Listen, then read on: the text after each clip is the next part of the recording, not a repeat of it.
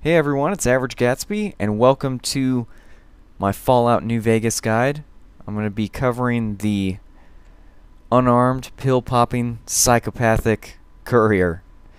And that's just the way I play the game, and it's a lot of fun, and I hope you come along with me. In this guide, I'm going to be going over not only just how to play the unarmed character and how I build, what skills I take, things of that nature, but I'll also be doing sort of a general Fallout 3 guide. I plan on doing all of the main story missions and a lot of the side quests, all the ones that I can, and it's going to be a lot of fun, so I hope you stick around.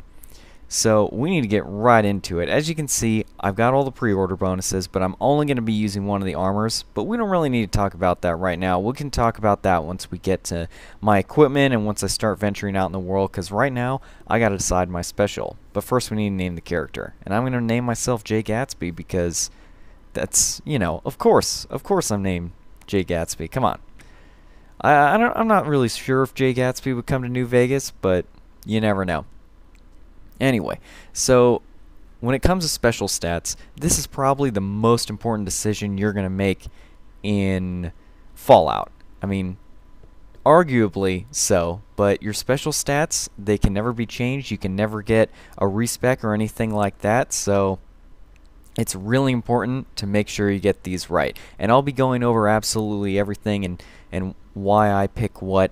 One thing I also want to add is that you definitely don't need to follow me to a T, but I'm sort of trying to present a min-max style of build here, and not so much just playing for fun. So I am going to be playing on very hard. I'm not going to be doing hardcore mode, but I will make some videos describing that, because hardcore mode, you don't really need a guide for the whole game just for hardcore mode. There's really just a few tips and tricks that I can give you, because I have played the game through on hardcore mode. So I'll be presenting those to you as it comes along. So let's talk about my special. I know you can't really see what I'm doing yet, but I'll just describe it to you anyway. When it comes to minimums for an unarmed character, you're going to want at least, I think you can get away with no less than 7 endurance, but I highly recommend 9, and that's what I'm going to go with.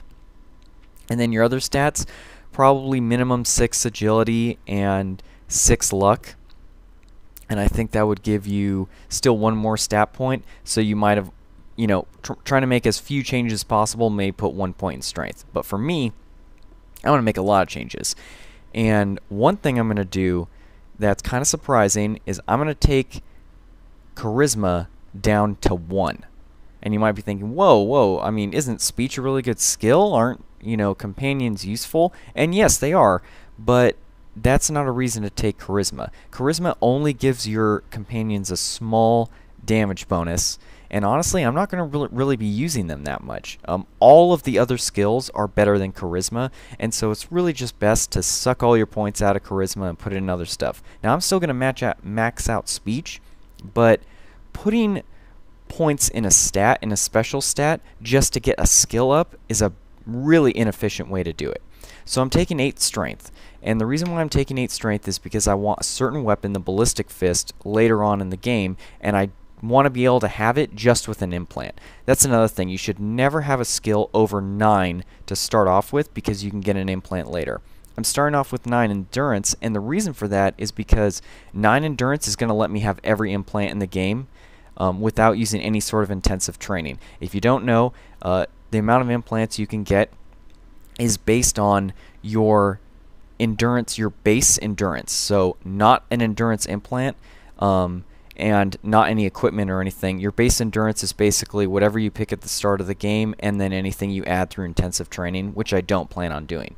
I also knock intelligence down to 4, and the reason for that is because there's only 2 perks, I believe, in the game that require 7 intelligence, and all the rest require 4 or 5, and I'm going to be able to get 4 or 5 through just my base intelligence and through my implant. And another thing is that it's not really efficient to take a high intelligence stat just to try to get more skill points. The number of skill points in this game is a lot more limited than in Fallout 3. You're just going to have to face facts, and you're not going to be able to max all your skills. You know, that's just the way it is. But fortunately, with an unarmed character, it's really nice because we own, for as far as weapons go, you know, we're going to take unarmed to 100, and we're only going to take melee up to 50. And that's it when it comes to weapons. So I'm going to be able to max out most of my skills in the game that are really useful. And taking higher intelligence isn't really going to help with that. I take the 4 because I don't intend on going to Vegas and getting an implant before I hit level 4, and that's when I'm going to grab the educated perk. In my opinion, educated is much better in this game than comprehension. Total reverse of what Fallout 3 was like. But I'll get to that once we get to that spot. I'm just sort of picking these ones wherever. I wasn't trying to get, you know, exactly the 3 skills I plan on tagging. Another thing, let's talk about the other stats. So I bumped up 1 in agility, so I have 6 agility, and the reason for that is because there's several perks that I'm going to want at least 7 agility for. So that's, you know, my reasoning there. And also extra VAT points and extra speed, that's pretty nice too. And then I took my luck up to 7, and luck is really nice in this game. Luck increases your base crit, which is a big one for unarmed characters. We're really reliant on critical hits in the beginning of the game and with a lot of our early weapons. So having high base crit is really nice. Another thing is it also affects enemies in negative waves. Their guns might jam and whatnot, so it's a really good stat to have. Alright, so I'm tagging unarmed, sneak, and speech. And I know once again, I know I took low charisma, but speech is really, really good in this game, and you're going to want, there's some major fights towards the end of the game that are really just a lot easier if you can just avoid them with 100 speech. So that's why I'm putting in it. But, you know, like I said before, charisma is not going to have any sort of effect on NPC reactions, other than a few charisma checks, but I don't really care about those too much. Another stat that I didn't really mess with was perception, and the reason for that is 5 perception is kind of a sweet spot in perception where you can see enemies slightly before, most enemies I should say, slightly before they're able to see you. So that's why I kept that at 5. I plan on wearing a hat a lot of the game, and so that'll boost that up. Let's talk about traits. The 3 best traits I see for unarmed are built to destroy, good-natured, and heavy-handed. Built to destroy, pretty simple, better crits, and unarmed characters are super rich because, you know, we never have to buy ammo, and so getting stuff repaired is not a big deal. Good-natured is really nice because if you think about it, most characters are only going to max out 1 or 2 weapon types. For us, we're taking unarmed up to 100, and we're taking melee up to 50. And so I'm only going to be sacrificing 10 points there, but I'll gain 25 points in skills that I probably will take to the max for all of them.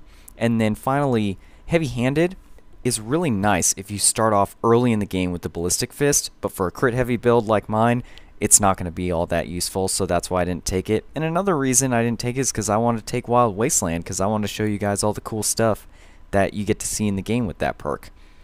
Let me touch on one more thing before this video comes to a close, and it's the whole issue of strength. Now, if you're playing a melee character, strength influences your damage. If you're playing unarmed, strength has nothing to do with your damage. I only took that strength because I want to get the ballistic fist without being forced to wear power armor. That's the only reason I took it, so don't think that having 10 strength at the start of the game is going to make you an unarmed powerhouse, because it has no effect at all. Let me talk about sort of the style of these videos, you know, as I'm sort of coming to a close. I'm going to focus this on sort of a mission-by-mission basis, but the whole time I'm playing the game, I'm going to be recording. So anything cool that happens to me, I'll be able to just integrate that into videos, but you're not going to see me, you know, walking long distances and doing all the side exploring and things like that. That stuff is really fun for me, but it's not really that interesting to watch some guy walking down a road and nothing happening, you know, for a long time. So I'm going to leave all that out just so the videos are very much on point, but you'll still get to see all the cool stuff in the game because I'll be filming it. Anyway, I hope you really enjoyed this video. Please, you know, give me a like if you liked what you saw. Give me comments, give me feedback, anything you like in the comments section. And if you're new to the channel, please subscribe. I got a lot more videos coming, and I hope you have a great day.